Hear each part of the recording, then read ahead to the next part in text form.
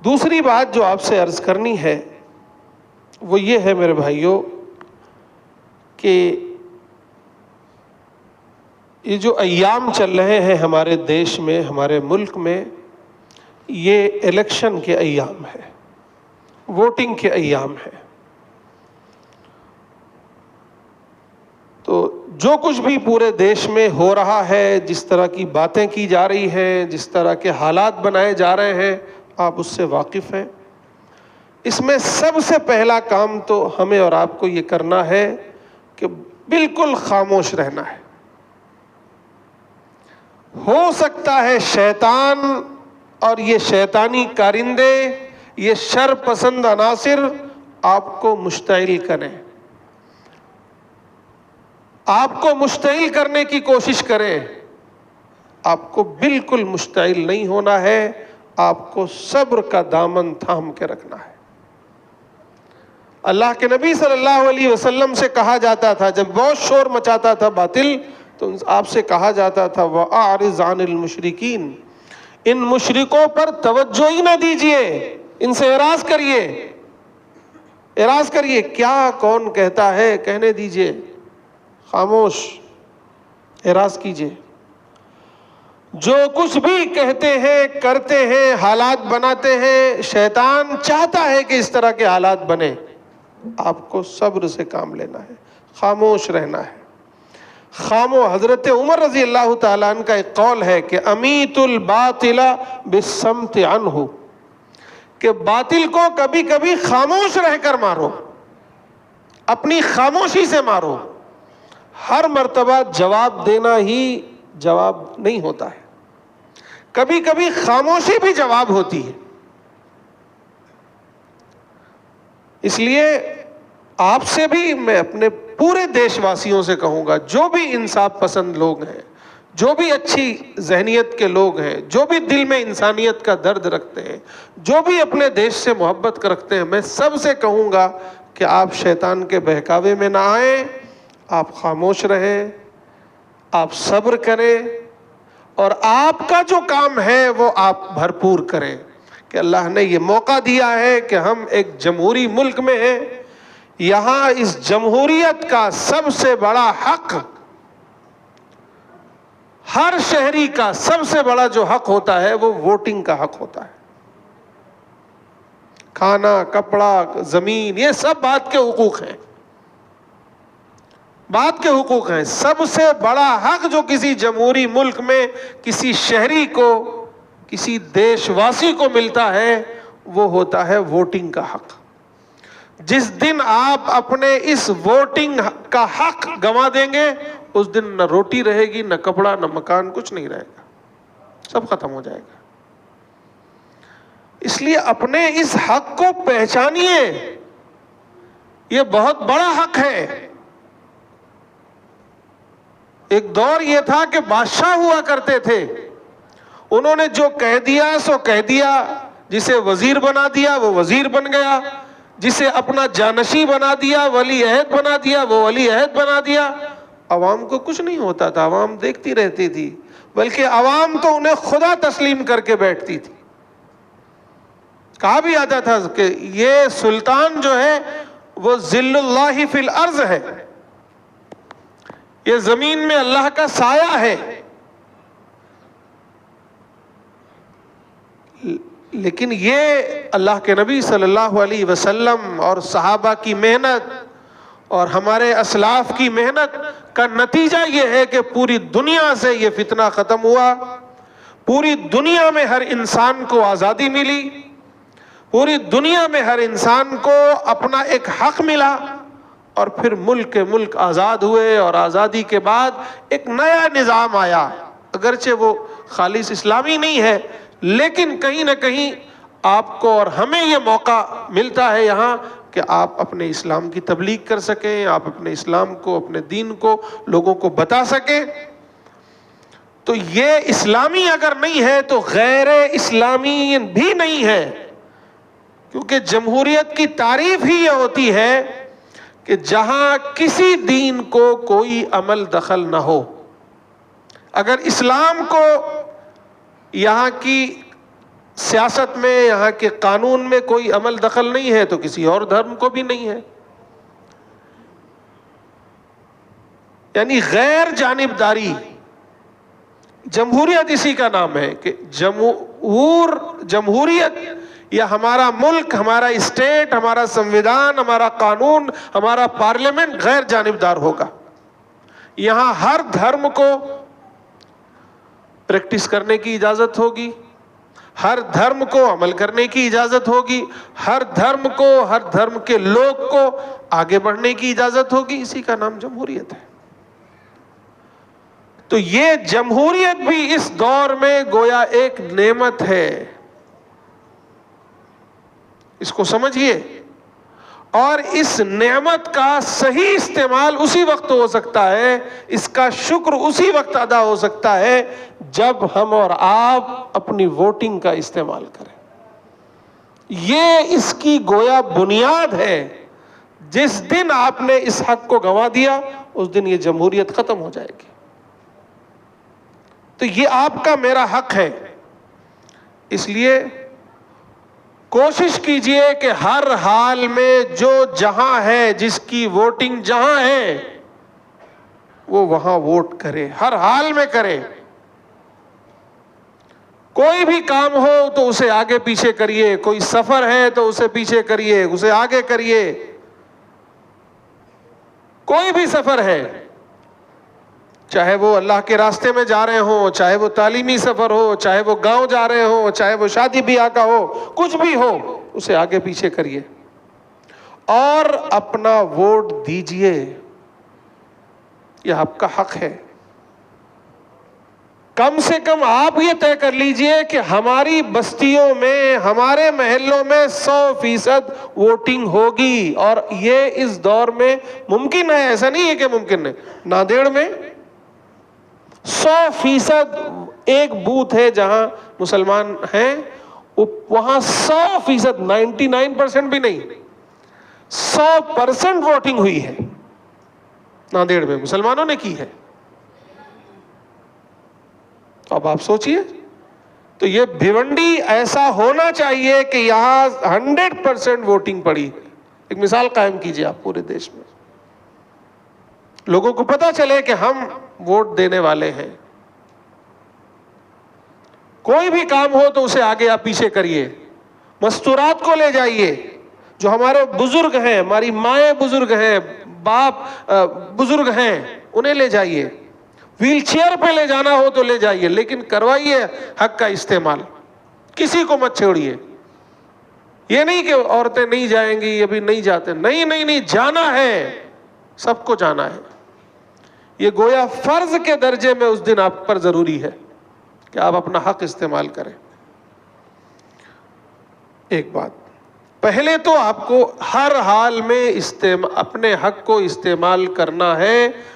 کوئی، اور اس سے پہلے ابھی جو 10 دن کا وقت ہے، آپ اس میں دیکھیے کس کا نام ہے، کس کا نہیں ہے. وہ پرچیاں آپ کو مل رہی ہیں کہ نہیں مل رہی ہیں، ووٹر آئی ڈی ملی ہے کہ نہیں ملی ہے. جو بھی اس کی ترتیب ہو، آج کل تو سب آن لائن ہو چکا ہے. آپس میں ایک دوسرے سے مل کر، ایک دوسرے کا سپورٹ کر کے اس کو حاصل کیجئے اور کوشش کر کے 100% ووٹنگ پڑنی چاہیے انشاءاللہ. ایک بات. دوسری بات، اس ووٹ کی قیمت اسی وقت ہوگی جب یہ ایک جٹ ایک جگہ پڑیں گے. اگر یہ بکھر گئے تو پھر یہ اس ہباء منصورا، کوئی فرق نہیں پڑے گا آپ کی ووٹنگ کا اگر بکھر گئے تو. وہ بچپن میں ہمارے والد صاحب نے ایک قصہ سنایا تھا کہ ایک بزرگ تھے، ان کے 4 بیٹے تھے. انہوں نے جو ہے 4 بیٹوں کو بلایا اور کہا کہ دیکھو یہ میرے سامنے ایک موٹی رسی پڑی ہے، اس رسی کو تم 4 مل کے اسے توڑو اسے. تو انہوں نے خوب زور لگایا، 2 ادھر ہو گئے، 2 ادھر ہو گئے، بہت کو توڑنے کی کوشش کی، نہیں ٹوٹی. تو پھر ان بزرگ نے کہا رسی مجھے دو. اب رسی اپنے ہاتھ میں لے کر اس رسی میں جو 4 لیئر ہوتی ہے اس 4 لیئر کو الگ الگ کر دیا انہوں نے اور کہا کہ اب توڑو. تو سب نے ایک ایک پکڑی اور یوں توڑ دی, ٹوٹ گئی. تو اصل میں وہ بزرگ اپنے بچوں کو یہ سکھانا چاہ رہے تھے کہ دیکھو میرا آخری وقت ہے, تم میرے 4 بچوں اگر آپس میں متحد رہو گے تو نہیں ٹوٹو گے, اور اگر بکھر گئے تو کوئی بھی توڑ دے گا, کوئی بھی توڑ دے گا.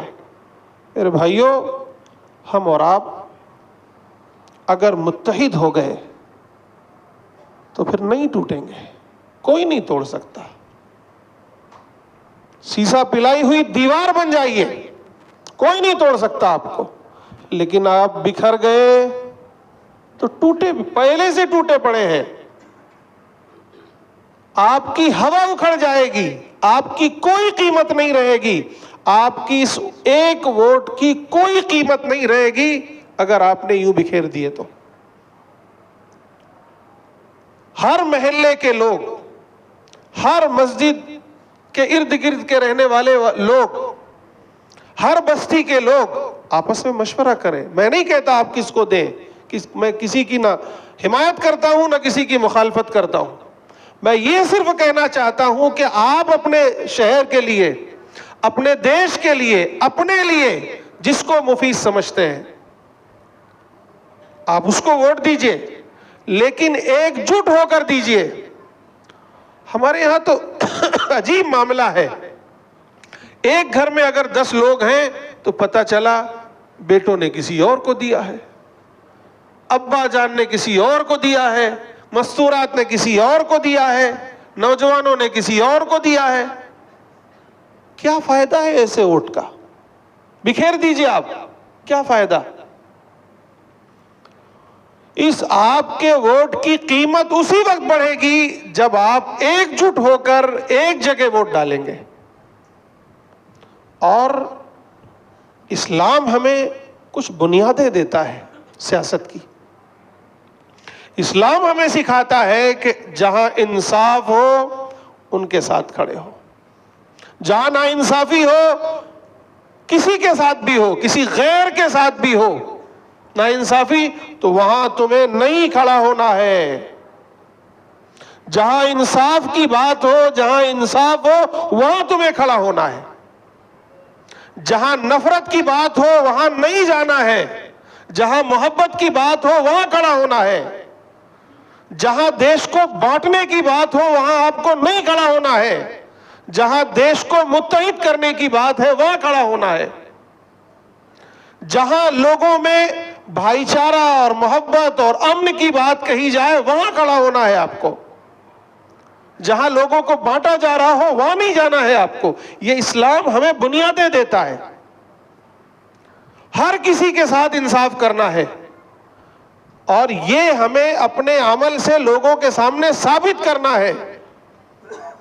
افسوس کی بات ہے کہ ہمارا یہ بھیونڈی پوری دنیا میں مشہور ہے, اور اچھا کاروبار ہے آپ کا, اچھا پیسہ یہاں سیاسی پارٹیوں کو آپ دیتے ہیں, یہاں سے جاتا ہے, لیکن یہی سیاسی پارٹیاں آپ کا استحصال کرتی ہیں.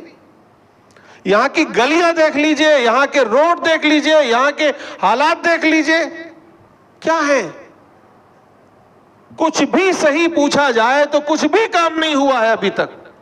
اس کی وجہ کیا ہے کہ نمبر 1 ہم اور آپ بکھر جاتے ہیں. جب ووٹ دینا جاتے ہیں تو دیکھتے ہیں میری برادری کا ہے کہ نہیں ہے, میرے علاقے کا ہے کہ نہیں ہے, میں یو پی کا ہوں تو یو پی کا ہونے والا چاہیے, میں اس پارٹی سے جڑا ہوں تو اس پارٹی کا ہے کہ نہیں ہے. یہ نہیں دیکھتے آپ کہ ہمارے علاقے کے لیے مفید کون ہے, ترقی دینے والا کون ہے, یا یہ کہ آپ ان سے مطالبہ ہی نہیں کرتے. اس کی وجہ کیا ہے کہ کہیں نہ کہیں ہمارے اندر کھوٹ ہے. ہم نے کبھی ان سے مطالبہ کیا کہ ہم ووٹ دیں گے آپ کو, یہ ہماری گلیاں ٹھیک ہونی چاہیے؟ نہیں کرتے, کیونکہ ہم میں ہی بہت سے لوگ وہ ہیں جو 500 روپے کا انتظار کرتے ہیں, کسی سفارش کا انتظار کرتے ہیں, کسی ذاتی مفاد کا انتظار کرتے ہیں، یہ انتہائی خطرناک ہے۔ یہ آپ نہیں، اپنے کو نہیں بیچ رہے ہیں، پورے دیش کو بیچ رہے ہیں۔ آپ اپنی نسلوں کو، آگے آنے والی نسلوں کو بیچ رہے ہیں۔ اگر یہ سنویدھان نہیں رہے گا، یہ امن و امان نہیں رہے گا، یہ دیش ترقی نہیں کرے گا، تو آپ کی نسلیں کہاں پلے بڑھیں گی؟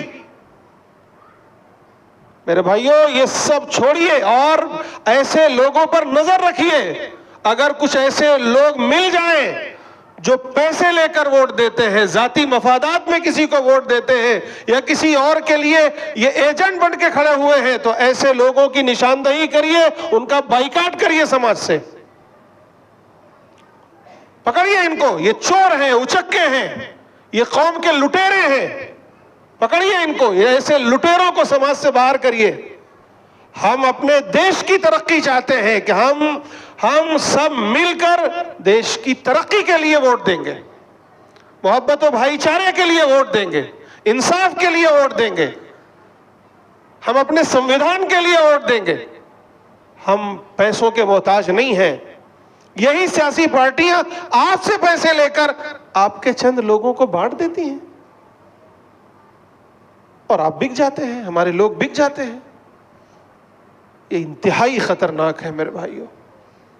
یہ صرف اپنے آپ کو نہیں بیچ رہے، پوری آگے آنے والی نسلوں کو بیچ رہے ہیں، ہمارے دیش کو بیچ رہے ہیں۔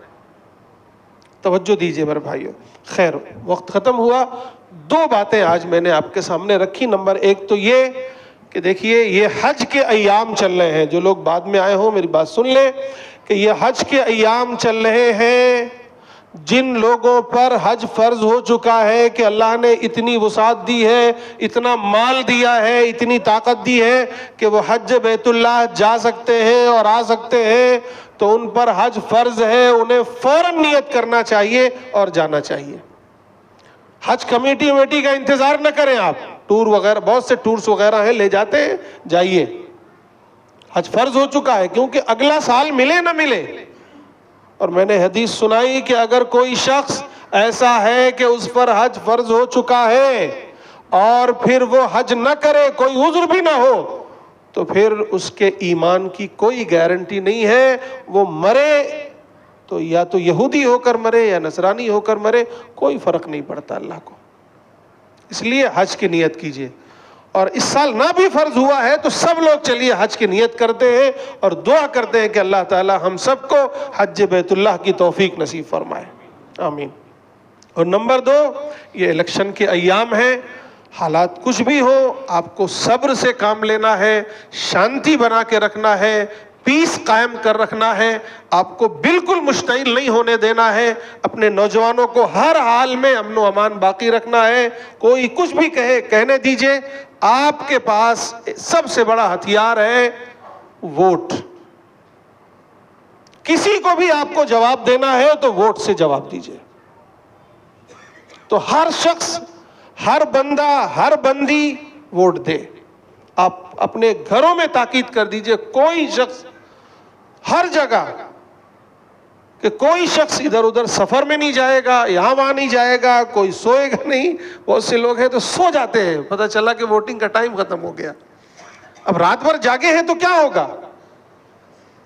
تو اب جو قوم اپنی ووٹنگ کے دن سو جائے تو ظاہر ہے کہ وہ سوئی ہوئی ہے، اب اس کا کچھ ہو نہیں سکتا۔ تو جگائیں ایسے لوگوں کو۔ اور آخری بات میرے بھائیوں، اگر اتنے 2000 لوگ بیٹھے ہیں آپ، اگر یہ 2000 ووٹ اگر آپ نے 100 200 کر کے بکھیر دیے تو ان کی کوئی قیمت نہیں ہے، کوئی قیمت نہیں ہے، آپ اڑ گئے خاک ہو کر۔ لیکن اگر آپ یہ 2000 جو میری بات سن رہے ہو، یہ ایک کسی بوتھ پر یا ایک کسی کینڈیڈیٹ کو، جس کو آپ پسند کرتے ہیں، جس کو آپ سمجھتے ہیں کہ میرے دیش کے لیے، میری عوام کے لیے، ہماری بھیونڈی کے لیے، سب کے لیے، ہمارے سنویدھان بہتر ہے، اس کو آپ نے ووٹ دے دیا، تو اس کی ایک قیمت ہوگی۔ اور پھر آپ ان سے کچھ مطالبے کر سکتے ہیں کہ بھئی ہم نے ایک جٹ ہو کر آپ کو ووٹ دیا ہے، آپ ہمارا یہ کام کریے، اور آپ کے رہتے ہوئے یہ ناانصافی نہیں ہونی چاہیے۔ لیکن جب آپ یہ مٹھی باندھ لیں، اور رسی والی مثال کہ ایک جٹ ہو گئے تو کوئی نہیں توڑ سکے گا، لیکن اگر بکھر گئے تو ٹوٹ جائیں گے، بکھر جائیں گے، کوئی وقت نہیں رہے گی۔ تو کریں گے انشاءاللہ۔ اللہ تعالی عمل کی توفیق نصیب فرمائے۔